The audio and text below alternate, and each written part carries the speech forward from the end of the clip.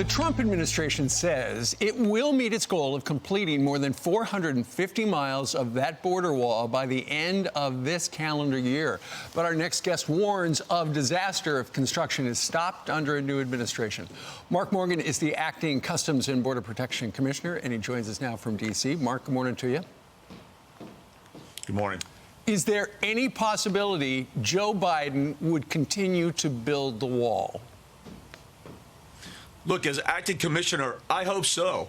Right now, if you look at what the Biden administration, the policies are going to be, it's not just about stopping construction of the border wall. It's about providing amnesty to millions of people. It's about getting rid of the CDC's Title 42 order, the Migrant Protection Protocol, which ended catch and release. It's about giving them free health care. Look, Steve, I could go on and on. That is not an immigration strategy. Mark my words, that is an open border strategy. And the cartels and human smugglers already see that loud and clear, and they're already fueling the perceptions that with the change of administration, our borders are going to be wide open, and it is absolutely increasing illegal immigration right today.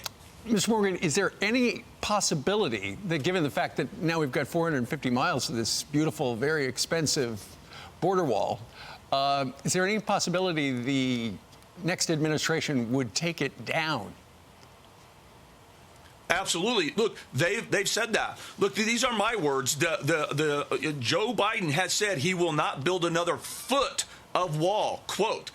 That's very disturbing. Look, they have that. They can do that. It's called a termination for convenience. They can terminate the contract for building the wall. But Steve, that's going to cost the taxpayers billions of dollars. They're going to walk away. We're going to have to go in a settlement agreement with the contractors. We're going to have to pay them from what they've done so far. There's, for example, materials. There's 270,000 tons of steel that's already been paid for that we're going to have to reimburse to just walk away from. That's unconscionable to me. And real quick, it's not just about steel and concrete going on the ground. It's about state-of-the-art technology. They're not just going to cancel steel and concrete. They're going to cancel the technology, which has been a game changer for securing our borders. Because Congress has not acted on any sort of immigration reform, the president, Donald Trump, has had to do things through executive order.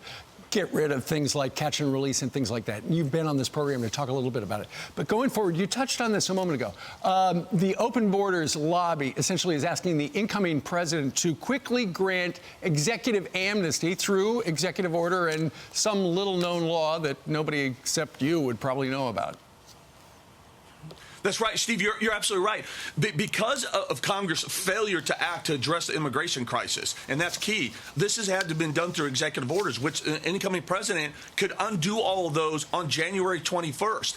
And if he does that, I'm predicting, Steve, right here, right today on this show, I'm predicting if they do what they promised they're going to do, specifically get rid of MPP, for example, you will see another crisis at our border, and it will pair in comparison to what we saw last year.